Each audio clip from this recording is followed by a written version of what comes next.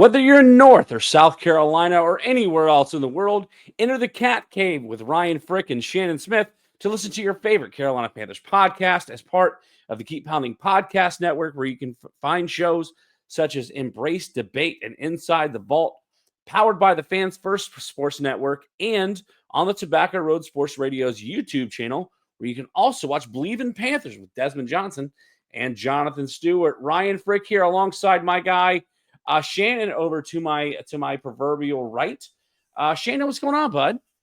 Oh man, not too much. We had a barn burner of a game this past Sunday. There was some good parts to this game, and then there was some not so good parts. Of course, one of the parts being the final score. But let's talk about it. Yeah, let's go ahead and get into it. The Kansas City Chiefs, the defending Super Bowl champions, come into Charlotte, and they need a last-second field goal in order to take the win over the 3-win Carolina Panthers. Let's start off here on the offensive side of the ball. Shannon, I think it's fair to say that Bryce Young might be figuring it out. 263, almost 300 passing yards in this game. Chuba Hubbard actually didn't have a great game, averaging 3.6 a tote. Your leading receiver is David Moore, veteran wide receiver. We also saw the return of Adam Thielen, a massive drop by rookie Xavier Legette, and the unfortunate injury to rookie tight end out of Texas, Jatavion Sanders. Shannon, what did you see out of the offense that you liked in this game? The line did a very good job. There were pictures, of course, I watched the game, but going on social media, there were pictures that were showing how Bryce had time to throw the ball. And that was something that was an issue at one point in time. The fact that Bryce was actually getting the ball out real good. He was getting the ball fast. He was getting it to other receivers. Like you said, David Moore being one of those guys. I hate the injury to Jatavion Sanders because he was doing really, really good. Very good tight end. But Bryce was making some pretty good decisions out there. He was throwing the ball with a lot of confidence, and there was movement on the offense. There was movement, so that's what I was liking. It was the fact that this was a watchable football game, which is what was good. Yeah, to your point, Jatavion Sanders was having a great day until his injury. Had a circus catch, like a play before he makes the catch where he lands on his head, is carted off the field. Good news on that front that he was back in the Panthers facilities on Monday, which apparently is a very good sign. And also evaluating whether or not he's going to be able to play this week. So avoiding serious injury. But if you saw the way that he landed, it was not a pretty landing. Landed on the top of his head, sort of bounced back after landing on his head. Looked like it could be a serious neck injury, but was able to avoid that. He had 3 catches in this game before he left. I believe this might be, and I have to go back and check the week prior. I believe this might be the second straight game where Bryce Young didn't throw an interception. Yep. And I would be correct. His second straight game without an interception. So he is protecting the ball a little bit better, albeit in the loss. But you got to think about it. These are the defending Super Bowl champions. They had only lost 1 game all season the week prior, and the Panthers were able to come into this game and tie it up with just under 2 minutes to play. But Patrick Mahomes is going to do Patrick Mahomes things. He had 60 yards rushing on the game in this contest. Also threw for just under 300 yards. But on the defensive side of the ball, if you look at outside of the stat line where it comes to Patrick Mahomes and Noah Gray in particular as the receiving threat, 2 touchdowns for the backup tight end to Travis Kelce. But you talk about a defense that should be getting better when you're getting guys like Jadeveon Clowney healthy, who had a sack in this game. DJ Wanham, who returned to action after a few weeks ago.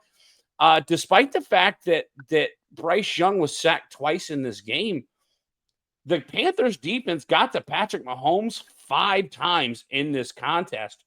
Tell me what your thoughts on watching this defensive performance. Despite giving up a lot of yards, They didn't give a whole lot of points. I know 30 points is a lot, but they didn't give up a whole lot of points. They were holding Kansas City to the field goals. Obviously, with the way the score and the way the game turned out, Kareem Hunt averaged just over 4 yards a carry in this game, held him to under 100 yards. So, I mean, Shannon, are you starting to see some improvement with the defense as they start to get healthy as well? They're doing some things that are very, very different, but are actually working. There was a play where they sent J.C. Horn after Patrick Mahomes, and he ended up getting the sack. So they're starting to get like creative with the play calling. One thing that speaking to J.C. Horn, he did play very, very well defensively, but unfortunately, he did have 4 pass interference calls.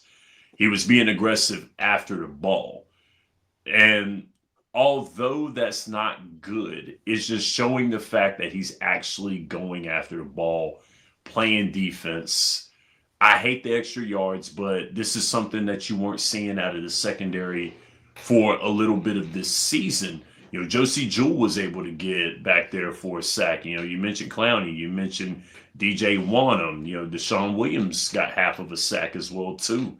And so there's more, like, they're trying to put more guys in the box because I think they're figuring it out. We get to the quarterback, there's going to be better opportunities for us as a defense to do things. And so that was something that I was very impressed with. I think that the defense may be finding something. And, Evero was a good defensive coach. He's a very good defensive coach. He's had to work some things out, but he should be pretty proud with what he saw out of there. There's some things that need to be worked out. Every defense has it, but they were getting to the quarterback, especially the best quarterback in the game, Patrick Mahomes, and that's something big. I mean, listen, you talked about it. I mentioned DJ Wanham, Clowney having a sack. I mean, 3 former Gamecocks had sacks in this game. I just want to throw that out there because it's rivalry weekend in college football. South Carolina gets Clemson at noon on Saturday with a lot on the line in that game. But yeah, J.C. Horn, DJ Wanham, Davian Clowney, all getting sacks in this game. Listen, nobody benefits from pass interference calls more than Patrick Mahomes. Yeah. And I'm not trying to say that anybody was aggressive when it comes to drawing those penalties. But I believe there's a statistic out there that nobody in the NFL has had more interceptions called back by pass interference calls than Patrick Mahomes. Now that Kansas City has back-to-back Super Bowls, I believe 3 in 4 years or something like that. Mm-hmm.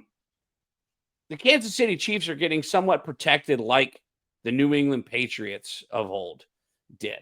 I mean, you have the tuck rule where Tom Brady finally came out and admitted that the play that set up the game-winning field goal against the Raiders in the big snow game, should have gone the other way. The Chiefs are going to be the benefactors of a lot of penalty calls because of who they are. And I'm not going to use that as a crutch or an excuse because for all intents and purposes, the Carolina Panthers could have gone down in their last offensive drive in the game, thrown an interception, fumbled the ball away, and you could have seen them sort of fade off. And this game didn't have to go down to the wire like it did. However, last year when we went into the season, we wanted to see Bryce Young develop.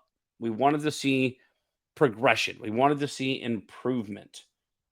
I think it's safe to say that we're starting to see the improvement. I mean, it's hard to say that with a 3-8 football team. But I mean, you got to think about the talent that's getting onto the field. Miles Sanders didn't play in this game. Rookie Jonathan Brooks made his NFL debut, 2 carries for 7 yards in this game. Bryce Young was able to get out of the pocket. Again, he was sacked twice, but he had 3 carries for 20 yards. When he needed to make a play, Bryce Young was making a play. I said last year the Panthers needed to bench Bryce Young after, I believe, week 7, week 8 to save him from himself. And I think Dave Canales did that this year. I think the game is somewhat maybe starting to slow down. For Bryce Young, he's had back-to-back games where he had over 200, almost 300 passing yards. If I'm looking back at the stat line in Germany against the Giants, he only had 126 passing yards. If you go back and look at the game against the Saints, he had 171. So, like, he's not putting up a bunch of yards, but he's also not turning the ball over. He's starting to build some confidence. Obviously, you can see that in back-to-back wins, albeit against inferior opponents, against the Giants, who might be the worst team in the NFL. After all that, listen, I would be remiss if we didn't talk about this for a second, despite the fact that we're on a Panthers podcast. The New York Giants elected to sign Daniel Jones to a bunch of money and elected not to sign Saquon Barkley. And now Saquon Barkley is an MVP candidate. Daniel Jones is benched, then released. Now, I believe that the New York Giants are on the hook for $47 million of Daniel Jones' contract. As of this recording, I believe Daniel Jones has still not been claimed off of waivers, and he's set to become a free agent. But, like, when you look at teams like that, I mean, that's one of the two teams the Panthers beat in the last 3 weeks, right? Yeah. The Saints, after firing their head coach, Dennis Allen, after the Carolina Panthers lost, the Saints have now won 2 in a row. So, having said all that, despite the fact that they were playing inferior opponents, the Carolina Panthers gained some confidence in those 2 wins, and they showed on Sunday that it doesn't matter if you're the New York Giants or the defending Super Bowl champion, one-loss Kansas City Chiefs, who I should mention have an opportunity to secure a playoff spot this weekend if the cards happen to fall their way. And the Panthers went in and they just, I don't want to say they took it to the Chiefs, but they never went away. And as a Panthers fan, as a Panthers supporter, you have to be somewhat optimistic in that Dave Canales is showing that he can develop talent, is showing that he can make things happen. And at this point, you were kind of wondering if the Panthers were making a mistake by winning games. But now you kind of think to yourself, maybe again they're not mathematically out of the division. No, Shannon, not at all, man. They're not out of the division. Now, going back to what you were talking about with the Giants and the Saints, yeah, that was something that I did say. And there were 2 squads that were not that good. Of course they weren't. But sometimes that's all you need is to get over the hump. When you figure that out. Now, we talked about, of course they played Kansas City. And Kansas City went on that big old gigantic win streak. And then they ended up losing to Buffalo. Now, I felt like Kansas City would be dangerous after snapping the win streak, because they can go back to playing football, business as usual. They don't have to worry about the weight of a win streak and who's going to beat them and all this. And then they go to Carolina, a road game on top of that too, and they had trouble. Let's just be honest. They had trouble. Now, the Kansas City Chiefs have been doing this most of the year. They've been they let teams hang around. They've let teams be in the hunt, and they let Carolina hang around. I don't know if it's more along the lines of they let Carolina hang around or the fact that Carolina played like a team. I saw a squad that out there had some synergy. I saw a squad out there that was playing. I saw a squad out there that's like, we might just actually do this.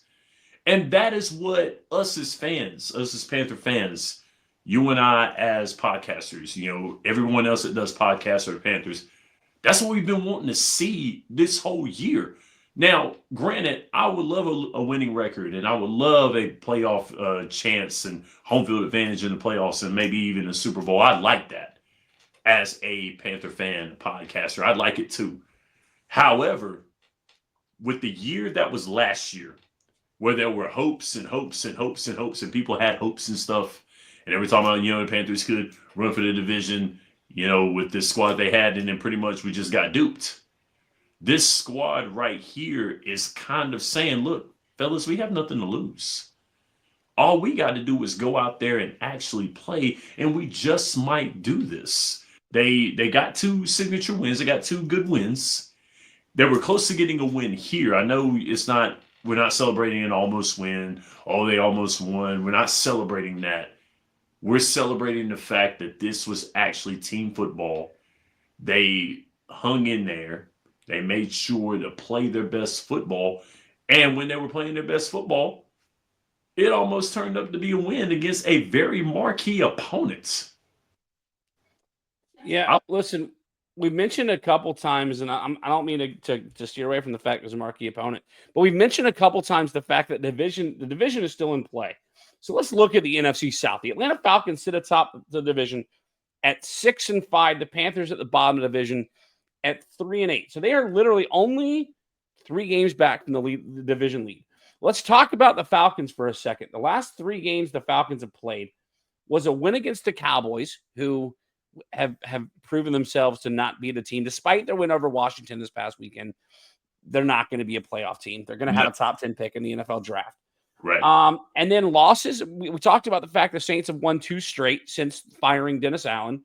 That first loss was against the Atlanta Falcons. Mm-hmm. And then they got blown out at the Denver Broncos. So 3 games up.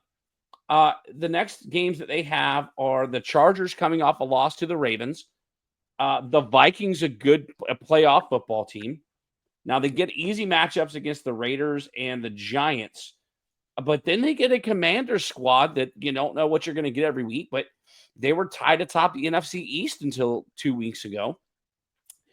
And of all teams, the Atlanta Falcons finished their season against the Carolina Panthers.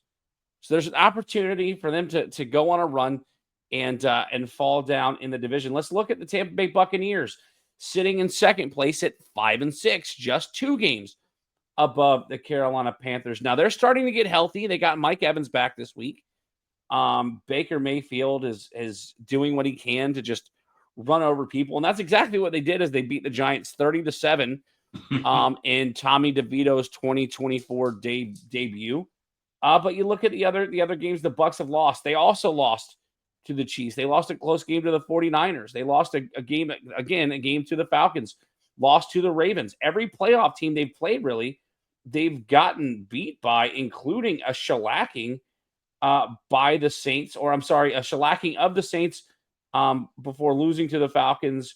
And then, one of the marquee win is their only loss that the Detroit Lions have on the season. But if you look at their schedule, they get the Panthers this week. They have to play the Panthers twice in the next 5 weeks. Which if the Panthers can make it a run, they're probably gonna have to sweep the Buccaneers. But they sort of get a weak schedule in here in between those 2 games. They get sandwiched with the Raiders and the Cowboys and the Chargers right there in the middle. And they finish their season with the Saints. So again, not completely unthinkable to think that the Buccaneers take a run and Carolina is able to make up some ground. Let's look at the Saints winning 2 straight after firing Dennis Allen. Sort of fluky, but they get to play the LA Rams this week. Then they get an easy matchup with the Giants, but then they get the Cowboys and Packers back to back before finishing their season with the Raiders and the Buccaneers. So again, the Saints at 4-7 are 1 game ahead of the Carolina Panthers, and then looks at Carolina's remaining schedule: 2 games against the Bucs, once against the Falcons. They do have a tough matchup 2 weeks from now when they play the Philadelphia Eagles in Philadelphia, but then they get a weak Cowboys team on December 15th before getting a home game against the Cardinals. So, I mean, hearing all that, because I did just throw out a lot of word vomit there, Shannon. I mean, do you see a scenario where Carolina can legitimately make a run at the NFC South in 2024? I've learned as a Panthers fan, a Panthers supporter, that you got to be careful with things like this. Last season, we were like, oh man, Carolina could make a push for the playoffs. And then look what happened. Now, I'm not saying that it is not far out there. No, because Tampa Bay has shown at times where they've been a really, really good football team, and then they fall off the tracks. Now, they had injury. They did, of course. And with Atlanta also, too, Kirk Cousins is one of those quarterbacks that he's either really, really good or really, really bad. And Kirk Cousins has shown his inconsistencies at one point in time. And although the Saints have won 2 straight games since firing their coach, I still don't see the Saints being anything. I just don't, because of the disarray. There's still disarray there. I don't think Derek Carr will be back next year. I don't know if he's going to have an opportunity to even be on the squad next year, because there were things being said about him by teammates that you just don't say about your quarterback, even if it is true or not. It's, you don't just hang the dude out there to dry. So that, to me, tells you there's still disarray. There's still some things going on, but the Panthers should keep that in the back of their minds, because the NFC South has been one of those conferences that has been figured out at the tail end of the season, and it's been like that for a while. So it's not been one of those divisions where it's flat out won in like week 14 or 15. It's down to the wire, last game scenarios, all that stuff. So it's still wide open. At 3-8, in order for the Carolina Panthers to finish the season with a winning record, they cannot lose again. For all intents and purposes, a 9-8 record can very well win the NFC South. Is there any chance that the Carolina Panthers can win out and finish the season 9-8, or do you see more like, or if not, when do you see a more likely outcome for the Carolina Panthers' first season under Dave Canales? I see them winning some more games. I actually do see them winning some more games, but I would probably say maybe 3 more is what I'm doing. It won't now, but to be honest with you, already exceeded expectations. They got 3 wins this year. Not a very lofty expectation, but an expectation nonetheless. So it shows that there is some type of progression somewhere in the organization, or as a football team. There is some type of progression. So I wouldn't say that it's a bad thing to think that this squad can make a run, because they've played very, very good football in the past 3 weeks. So, and they played 2 squads that weren't all that great, and then they played a squad that was actually worth something, and they were very, very close. So they're going to be bringing in some type of momentum into this week's game that they're going to be having. So, yeah. As a South Carolina Gamecock fan, preseason there were a lot of people picking South Carolina to go 5-7, 6-6, 7-5 at best. I said 7-5 was the floor, and they have a chance after this weekend, if they get a win against Clemson, to be 9-3. Should be 10-2, except the SEC officiating stole the LSU game away. Yep. But they have a chance to go 9-3, which exceeds all expectations. I think now, despite the fact that I predicted the entire NFC South to go, I believe it was 8-9 preseason. I think realistically a 7-10 Carolina Panthers squad, like you said, will have exceeded expectations and will build on something to go forward with. I think there's a lot of guys that you need to bring back. If they can bring Shaq Thompson back healthy, I believe Jadeveon Clowney signed a 2-year deal, so he get 1 more year out of Jadeveon Clowney. DJ Wanham obviously signed a contract for more than 1 year. They've already locked up Chuba Hubbard. I'm not sure what Adam Thielen's future is, but there's some people you probably need to make sure to stay on the squad, and then build in free agency, build in the draft, and see what Dave Canales can do. I mean, nobody expected the Tampa Bay Buccaneers to do anything once Tom Brady retired, and all they did was go on and win the division. So, I'm cautiously optimistic about the direction the Carolina Panthers are heading into. Before we get into predictions for the game this weekend, Shannon, this week is Thanksgiving. It's a day to be thankful for everything that we have. You can call Thanksgiving and the start of whatever you'd like to, is for historical purposes. But Shannon, I guess I'm going to pose the question: what is probably one of your favorite Thanksgiving traditions? And give me something you're thankful for before we get into predicting this weekend's game against the Buccaneers. Well, one of my favorite traditions for Thanksgiving, and sadly, I will be working this Thanksgiving. I wanted to take advantage of a little bit of overtime on Thanksgiving. However, one of my things that I have to do every year, a tradition of mine is I have to watch the Macy's Thanksgiving Day Parade. I have to watch it. I mean, it's one of those things where, as a kid, I watched it with my parents. As I've grown older, I have to watch it again. It's one of those things that I have to do. You have those things on your holiday checklist and everything that you have to do, like whatever movies you want to watch, what you want to make, things like that. So I have to see the Macy's Thanksgiving Day Parade. And what I am thankful for the most is having a platform where I can talk sports, whether it's the Cat Cave, whether it is my podcast called Quick Hits. This is something that I never thought I'd be doing, like ever. And this is awesome. I've had a great time doing the Cat Cave with you, Ryan. I've had a great time being a guest on your show, Tap Outs and Touchdowns, last year, and I watched the show because the memory came up on Facebook, and that was cool. I had a lot of great times doing this podcast, and it's been fun. So I'm very thankful for that. That's one of the things that I'm very thankful for this year.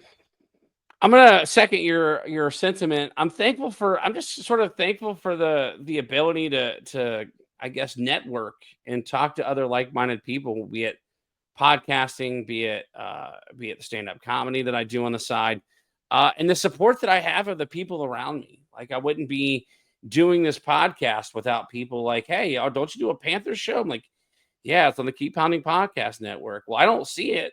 I saw some other guy named Ryan. I'm like, no, look for the Cat Cave because that's where you're going to find mine and Shannon's show. Or hey, when are you going live this week? Your Tap House and Touchdowns is Wednesday at 8, or are you going Tuesday this week? All right, I'll be there. I'll watch it. So I'm thankful for the people who enjoy what we do with this show, enjoy what I do in my other endeavors, and I'm eternal grateful for having people in my corner. Because if you don't have the support of the people that care about you, then you tend to sort of kind of fall off and not do it anymore. Thanksgiving traditions, football, man. Like it's always football. Like now they used to just have two games. It was the 12:30, 4:30 game. Now they got a third game. Now they got a Black Friday game. Like Thanksgiving is about food and football, and that's all to me. That's all it is. Not to get on a sad subject, but I was married before, and there was a rice that somebody in her family used to make. It was like a dirty rice that I have not been able to replicate since. And they only made enough where like everybody got one serving, and it was the first thing that was gone. So I do miss that, but yeah, turkey comas are a thing, and so Thanksgiving for me is all about food and football. That being said, the Panthers do not play on Thanksgiving this year. They do play, however, Sunday at 4:05 Eastern Time. The 5-6 Tampa Bay Buccaneers travel on the road to take on the 3-8 Carolina Panthers. A 4:05 kickoff on Fox. The Tampa Bay Buccaneers are a 6-point favorite, and Shannon, I'm gonna go out on a limb and say that the Panthers get the upset a week after almost taking out Kansas City. Shannon Smith, what say you? Carolina hosting the Tampa Bay Buccaneers. I looked at this game. I wavered back and forth on it. But the more that I waver on this, the more I look at the fact that the Panthers are coming off of 3 games where they've had some momentum. And I think that momentum is still going. The Buccaneers have kind of had a little bit of sputters, they've had some ups and downs. But I honestly think this is one of the times where the Panthers pay it forward and they get them. I'm going to say that they get it. I say they get it by a touchdown. I'll take that. Listen, here's a bonus fact for everybody, or a bonus for everybody, if you will. If you're a fantasy football player on Tap House and Touchdowns, I'm going to be giving this out as well. I do a segment about guys that you should think about starting and sitting called Bullies, Buys, and Sells. And two guys that you can watch out for in this game. Bryce Young is projected 16.6 fantasy points against the Tampa Bay Buccaneers this week. I believe the Bucs are getting, and of course I can't find it when I'm looking for it. I believe the Bucs are giving up a top 5 or a bottom 5 points allowed to quarterbacks in fantasy football. If you can give me a second, I will find it. Of course, I'm looking at all players and not quarterbacks. Be a professional, Ryan. The Tampa Bay Buccaneers are giving up the second most points to opposing quarterbacks in fantasy football. On the other side of the ball, Bucky Irving, running back for the Tampa Bay Buccaneers, he is projected 14.7 points against the Carolina Panthers. The Panthers, however, give up the most points to opposing running backs in the NFL in fantasy football. Bucky Irving's last 2 games, he has scored in his last 2 games and scored 4 in his last 6. He has had one game below his current projection in his last 6 games. So if you're a fantasy football player, if you need a streaming option at quarterback, if you don't like the matchup your quarterback has this week, maybe look at giving Bryce Young a shot. And if you've got Bucky Irving, if Bucky Irving is available in your fantasy league, go and pick him up right now. If you have him on your roster, consider starting him because I believe he's going to have another big week. Shannon, that's our show. Folks, if you want to go find Shannon on social media, you can find him on X, on Instagram at podcast_Smitty. You can find me, your guy, Bully Rye, over on X at Tapouts and TDs, on Facebook.com/Tapouts and Touchdowns, and on Instagram at Ryan Frick Comedy. But make sure you're following the shows on their social media handles. I say the shows, our show, The Cat Cave, on social media. Facebook.com/The Cat Cave, FFSN. That FFSN stands for Fans First Sports Network. On Instagram and X at The Cat Cave _FFSN. But until then, enjoy your Thanksgiving, everybody. And until next time, you may now exit the Cat Cave, but make sure to listen to more content over on the Tobacco Road Sports Radio's YouTube channel and more Carolina Panthers themed podcasts on the Keep Pounding Podcast Network, powered by the Fans First Sports Network. For Shannon Smith, I'm Ryan Frick, and we'll see you next week right back here inside the Cat Cave. Go Panthers.